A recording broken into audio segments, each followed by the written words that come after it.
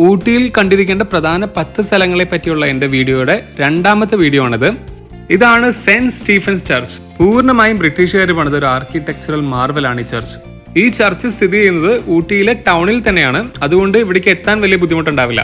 അത്യാവശ്യം ചരിത്രമൊക്കെ ഇഷ്ടമുള്ള ഒരാളാണ് നിങ്ങളെങ്കിൽ ഈ ചർച്ച് നിങ്ങൾക്ക് എന്തായാലും ഇഷ്ടപ്പെടും. കാരണം ഈ ചർച്ചിന് 200 വർഷത്തെ പഴക്കമുണ്ട്. ചർച്ചിന്റെ മുകളിലായിട്ട് വെച്ചിട്ടുള്ള ഈ ക്ലോക്ക് ഇപ്പോഴും വർക്കിംഗ് ആണ്. ജോൺ മത്തിയാസ് ടേർണർ എന്ന ഒരു വൈദികനാണ് ഈ ചർച്ചിന്റെ ഫൗണ്ടർ. ബ്രിട്ടീഷ് വംശജനായിരുന്ന അദ്ദേഹം കൽക്കട്ടയുടെ ബിഷപ്പ് കൂടിയായിരുന്നു. ഈ ചർച്ച് എപ്പോഴും ഓപ്പൺ ആണ്. അതുകൊണ്ട് സന്ദർശകർക്ക് ഇവിടെ വന്ന് ഈ കാഴ്ചകളൊക്കെ കാണാൻ സാധിക്കും. ഞായറാഴ്ചകളിൽ ഈ പള്ളിയിൽ കുർബാനയൊക്കെ ഉണ്ടായിരിക്കുന്നതാണ്. ചർച്ചിന്റെ എൻട്രൻസിനോട് ചേർന്ന് വെച്ചിരിക്കുന്ന ഈ കൈവരിക്ക് തന്നെ നല്ല ഗാംഭീര്യമുണ്ട്. അതേപോലെ നല്ല പഴമ വിളിച്ചു പറയുന്നുണ്ട്. ഇത്രയും വർഷത്തെ പഴക്കം നമുക്ക് ഈ കൈവരി കാണുമ്പോൾ തന്നെ അറിയാം. എൻട്രൻസിനോട് ചേർന്ന് തന്നെ ബൈബിളൊക്കെ ഫ്രീ ആയിട്ട് വെച്ചിട്ടുണ്ട്. എല്ലാ ഭാഷയിലുള്ള ബൈബിളും അവിടെ ഉണ്ട്. അതേപോലെ പ്രെയർ ബുക്സും ഉണ്ട്. ആവശ്യമുള്ളവർക്കൊക്കെ അത് എടുത്തുകൊണ്ട് പോകാവുന്നതാണ്. പുറത്തുനിന്ന് കാണുമ്പോൾ ഒരു പഴയ ബിൽഡിംഗ് ആയിട്ട് തോന്നുമെങ്കിലും അകത്ത് ആ ഫീലിംഗ് നമുക്ക് കിട്ടില്ല. അത്യാവശ്യം ആഡംബരമായിട്ടുള്ള ഫർണിഷിംഗ് ആയതുകൊണ്ടാവണം പള്ളിയുടെ അകം കാണാനൊക്കെ നല്ല ഭംഗിയുണ്ട്. തമിഴ്നാട്ടിലെ നീലഗിരി ജില്ലയിലെ ഏറ്റവും ആദ്യത്തെ ചർച്ചാണിത്. അതുകൊണ്ട് തന്നെ ഇതിനോടനുബന്ധിച്ച് പ്രവർത്തിച്ച ആളുകളുടെ മരണവുമായി ബന്ധപ്പെട്ട ഫലകങ്ങളൊക്കെ അവിടെ വെച്ചിട്ടുണ്ട്.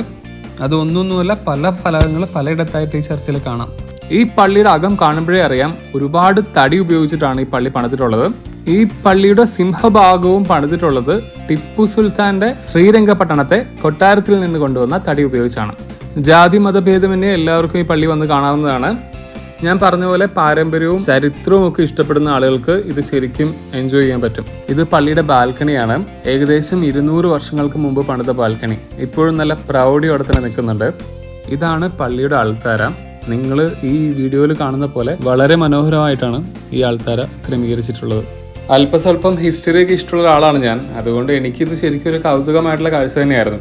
200 വർഷം മുമ്പ് ഇത്രയും മനോഹരമായിട്ട് അവർ പണിതിട്ടുണ്ടെങ്കിൽ അവർ നമ്മളെക്കാളും വളരെ സിവിലൈസ്ഡ് ആയിരുന്നു അന്ന് തന്നെ. ഊട്ടി നല്ല തണുപ്പുള്ള സ്ഥലം ആയതുകൊണ്ടായിരിക്കാം ബ്രിട്ടീഷുകാർ അധികമായിട്ട് ഇവിടെ താമസിച്ചുകൊണ്ടിരുന്നത്.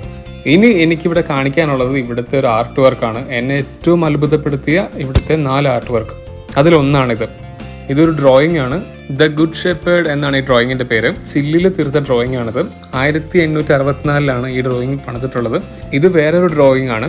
ബ്ലെസ്ഡ് ആർ ദ ഡെഡ് എന്നാണ് ഈ ഡ്രോയിങ്ങിന്റെ പേര്. മരണപ്പെട്ടവർ ഭാഗ്യവാന്മാർ എന്നാണ് അതിനർത്ഥം. ഇവിടെ കണ്ടതിൽ എനിക്ക് ഏറ്റവും പ്രിയപ്പെട്ടതിൽ ഒരു ഡ്രോയിങ് ഇതാണ്.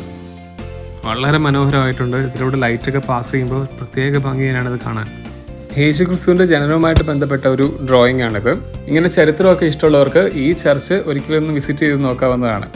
അപ്പോൾ ബൈ.